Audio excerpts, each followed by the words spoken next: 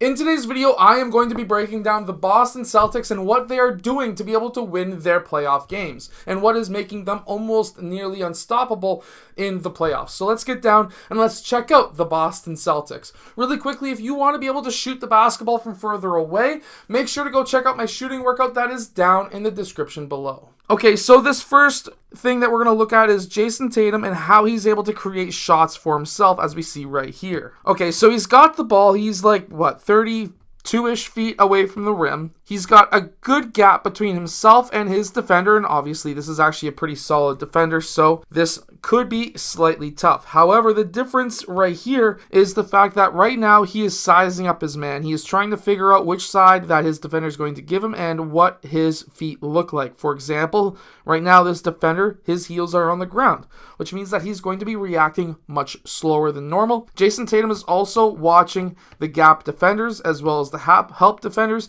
and to see which side he should probably take if he was to attack the rim. However, what he does do here is a quick jab cross, which then creates a new top foot. The shoulders of this defender are no longer square with Jason Tatum, which then gives him the advantage to be able to pull for this sidestep. Looks to be Siakam is out of position to be able to cover this shot, and he was able to then make that three. Jason Tatum has really become a very good scorer in recent years, and he's really able to isolate against some of the other team's players.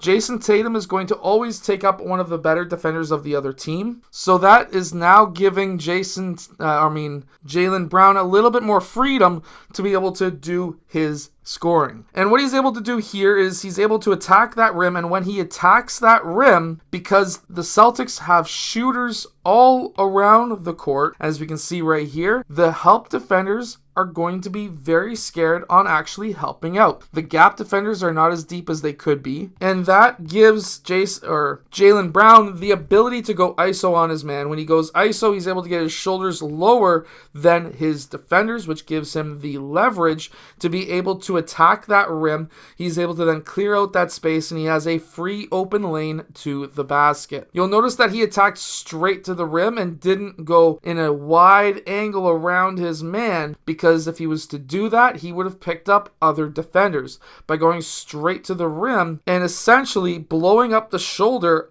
of that defender, as we can see right here. Now, this defender did bring his shoulder back, but if he was to try and play Jaylen Brown straight up, this would have blown his shoulder, and that is why Brown had the advantage to get to that rim. Now, anytime that there is a mismatch on Jason Tatum, they're going to take advantage. Here he's trying to get around his man, but he's faced with a gap defender who is essentially in his way. He then posts up his man, and we can see that the other team is basically loading up the key. They don't want Jason Tatum to score in the paint. This actually is a mistake, in my opinion, by Jason Tatum, if he actually had defenders overplaying. These defenders left the key to come back. Obviously, they're only allowed to be in the key for a few seconds. This is the NBA, so he timed that perfectly. If he didn't time it perfectly, it would have been a mistake. He was able to get to that rim, but while this is a great shot and is slightly contested, if you are a younger player doing this, I would highly suggest hitting this man so that your coach is happy.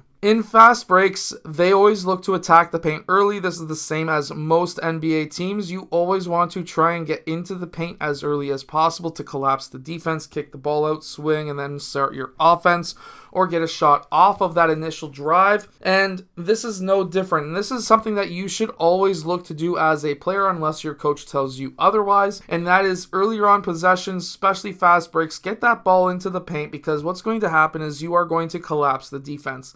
And if the defense doesn't collapse on you, then you have the open layup in most cases at the rim, and you can get your team a quick, easy 2 points. But you want to attack that paint as early as possible so that you can collapse that defense. That's a strategy that the Boston Celtics do use quite often. That is to attack that paint.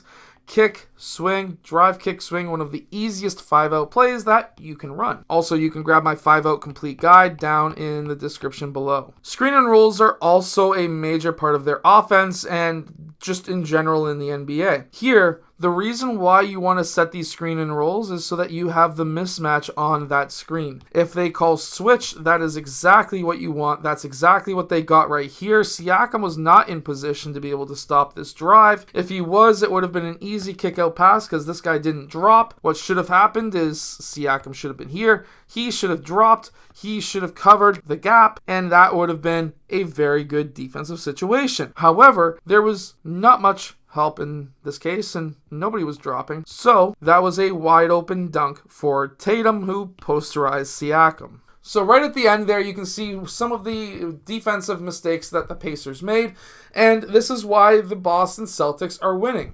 They're running a very good system where they're trying to get Jason Tatum and of course Brown the ability to score at the rim, but also get other open opportunities for their teammates by driving, kicking, and swinging, but also the defensive mistakes that a lot of teams are making when it comes to that help side off of the opposite side screen and roll. I hope that this video has helped you. If it has, hit that like button and subscribe, and I'll see you guys again next time. Make sure to go check out my shooting workout down in the description below if you are looking to shoot the basketball from further away.